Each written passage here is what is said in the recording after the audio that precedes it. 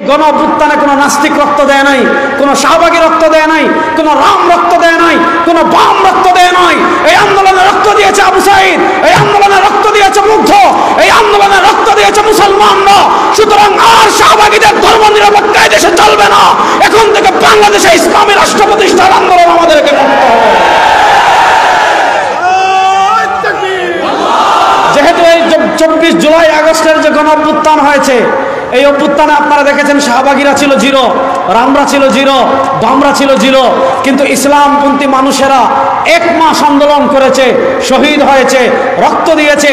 এখন আমাদের সামনে সুযোগ এসেছে, আমরা বুক চিতিয়ে বলবো, আমরা কণ্ঠস্বর উঁচু করে বলবো, বাংলার প্রতিটা ঘরে ঘরে আমরা এই মেসেজ পৌঁছাবো। আমরা 52 বছরে সোনার বাংলা দেখেছি, ডিজিটাল বাংলা দেখেছি, কোন বাংলা আমাদেরকে শান্তি দেয় নাই। শুধু নেতার পরিবর্তন হয়েছে, আমাদের ভাগ্যের পরিবর্তন হয় নাই। সময় এসেছে এবার কোরআনের বাংলা হবে, ইসলামের বাংলা হবে ইনশাআল্লাহ। ইসলামের বাংলা হোক, এটা আমরা চাই কি চাই না? বলেন, ইসলামের বাংলা হোক, এটা আমরা চাই কি চাই না? দেখেন, আমাদেরকে মুস্তাশরিকিন ওরিয়েন্টালিস্ট, ইসলামের সবচেয়ে বড় যে সম্প্রদায় ইহুদি ওরিয়েন্টালিস্ট, তারা পরিকল্পিতভাবে আপনি ইন্টারনেট, ফেসবুক এগুলো ব্যবহার করে পরিকল্পিতভাবে সারা দুনিয়ার মুসলমানদের অন্তরে ইসলাম সম্পর্কে, ইসলামী ইমারত সম্পর্কে, ইসলামী রাষ্ট্র সম্পর্কে নেতিবাচক ধারণা তৈরি করেছে। এবং এটা করার জন্য তারা তাদের এক পুতুল আবু বকর বাগদাদিকে তৈরি করেছে, আইএসের প্রতিষ্ঠাতা। এই আবু বকর বাগদাদির সাথে ইসলামের কোনো সম্পর্ক নাই, এই আবু বকর বাগদাদির সাথে হাদিসের কোনো সম্পর্ক নাই। ওই তারা একটা কল্পিত রাষ্ট্র করে মানুষ খুন করেছে, মানুষ হত্যা করেছে, বিভৎস ছবি প্রচার করিয়ে তারা সারা দুনিয়ার সাধারণ মানুষের অন্তরে এই মেসেজ দেওয়ার চেষ্টা করেছে, ইসলাম আসলে মানুষের মৌলিক অধিকার থাকে না, ইসলাম আসলে বাক স্বাধীনতা থাকে না, ইসলাম আসলে ইসলাম আসলে যারা সংখ্যালঘু আছে তারা অধিকার পায় না। এটা তারা একটা চেতনা ছড়িয়ে দিয়েছে। আরেকটা চেতনা ছাড়া মুসলমানরা যখন খিলাফা হারিয়েছে, খিলাফা হারানোর পর থেকে নিয়ে কামাল আতাতুর্ক বলেন অথবা জামাল আব্দুল নাসেরের আরবি জাতীয়তাবাদের কথা বলেন, এগুলোর মাধ্যমে তারা মুসলমানদের অন্তরে আরেকটা চেতনা ঢুকিয়ে দিয়েছে যে ইসলাম থাকবে শুধু খানকায়, ইসলাম থাকবে শুধু মাজারে, ইসলাম থাকবে শুধু মাদ্রাসায়, ইসলাম থাকবে শুধু ওয়াজ মাহফিলে, ইসলাম শুধু থাকবে উরুসে, ইসলাম শুধু থাকবে মিলাদ এবং কিয়ামে। এর বাহিরে রাষ্ট্রে ইসলাম থাকবে না, সংবিধানে ইসলাম থাকবে না, অর্থনীতিতে ইসলাম থাকবে না, আইন আদালতে ইসলাম থাকবে না। এই যে ধর্ম নিরপেক্ষতা, সেকুলার বাদ তারা আমাদের উপর চাপিয়ে দিয়ে ধর্মকে রাষ্ট্র থেকে আলাদা করে দিয়েছে। রাষ্ট্র রাষ্ট্রের মতো থাকবে, ধর্ম ধর্মের মতো থাকবে না। এই যে আমাদের ব্রেন ওয়াশ করে দিয়েছে। এখন আমাদের সামনে সময় এসেছে, এখন আমাদের সামনে সুযোগ এসেছে।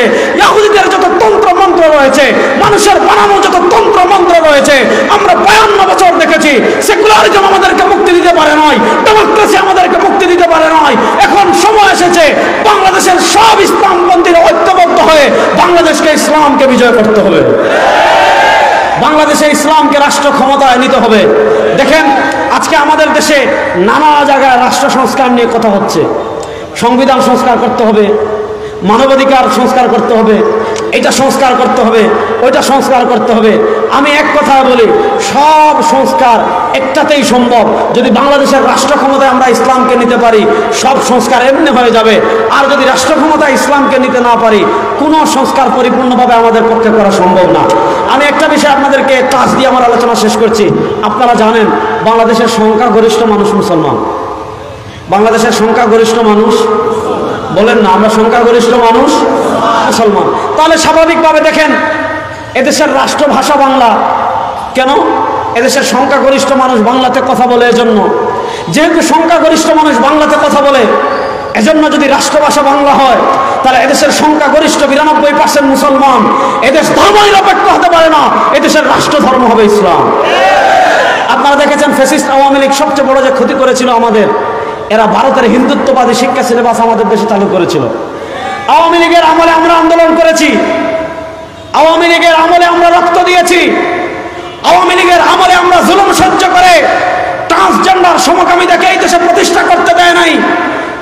শেখ হাসিনার মতো ফ্যাসিস্ট স্বৈরাচার, সেও ট্রান্সজেন্ডার গল্পকে, শরীফার গল্পকে বাদ দিতে বাধ্য হয়েছিল। কিন্তু আমরা দেখেছি অন্তর্বর্তীকালীন সরকার ক্ষমতা গ্রহণ করার পর থেকে নিয়ে শিক্ষা সিলেবাস নিয়ে একের পর এক তামাশা করে যাচ্ছে। প্রথম কমিটিতে দুজন সহভাগী রেখেছিল, তাদেরকে বাদ দিয়েছে। আজকে আপনারা দেখেছেন তারা কি কাজ করেছে, ইসলাম শিক্ষা বইকে সম্পাদনা করার জন্য এমন একটা লোককে নিয়োগ দিয়েছে যে হইল মুনকিরিন হাদিস, হাদিস অস্বীকারী মুরতাদ কাফের। আমরা পরিষ্কার ভাষা বলছি, জাতীয় উলামা শাখা ইলম পরিষদ শুধু না, এখানে ইসলামী আন্দোলন, হেফাজতে ইসলাম, জামায়াতে ইসলাম, সব ঘরানার মুরব্বীদের সাথে আমাদের জাতীয় উলামা শাখা ইলম পরিষদ থেকে যোগাযোগ হচ্ছে। যদি আপনারা ইসলামপন্থীদের সাথে শিক্ষা সিলেবাস নিয়ে তামাশা করেন, শেখ হাসিনা তামাশা করে পারে নাই, আপনারাও তামাশা করে পারবেন না। সুতরাং অবিলম্বে আবু সাইদ খান নামক যে মুরতাদ কুলাঙ্গার বদমাশ বেঈমানকে ইসলাম শিক্ষা বই সংস্কার করার জন্য নিয়োগ করা হয়েছে, অতি বিলম্বে তাকে বাদ দিয়ে একজন ইসলামিক স্কলারকে নিয়োগ করতে হবে। যদি না করে বাংলায় আবার আগুন জ্বালিয়ে দেওয়া হবে ইনশাআল্লাহ।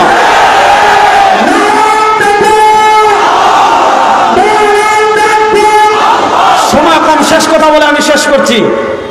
আপনারা নানা নেতার স্লোগান দিয়েছেন, নানা মার্কার স্লোগান দিয়েছেন।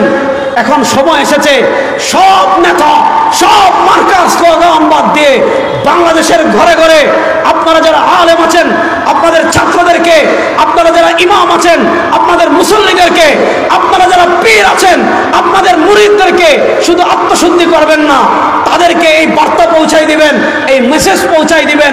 সময় এসেছে আমরা সবাই মিলে দল মত নির্বিশেষে সব মুসলমানরা ঐক্যবদ্ধ হয়ে এবার আমরা ইসলামের বাংলাদেশ গড়ব ইনশাআল্লাহ। সেই ইসলামের বাংলাদেশ গড়ার জন্য আমরা ঘাম জড়াতে, রক্ত জড়াতে প্রস্তুত আছি তো ইনশাআল্লাহ। আল্লাহ আমাদের সবাইকে কবুল করুন। নাসরুম মিনাল্লাহ ওয়া ফাতহুন করিব। আসসালামু আলাইকুম ওয়া রাহমাতুল্লাহ।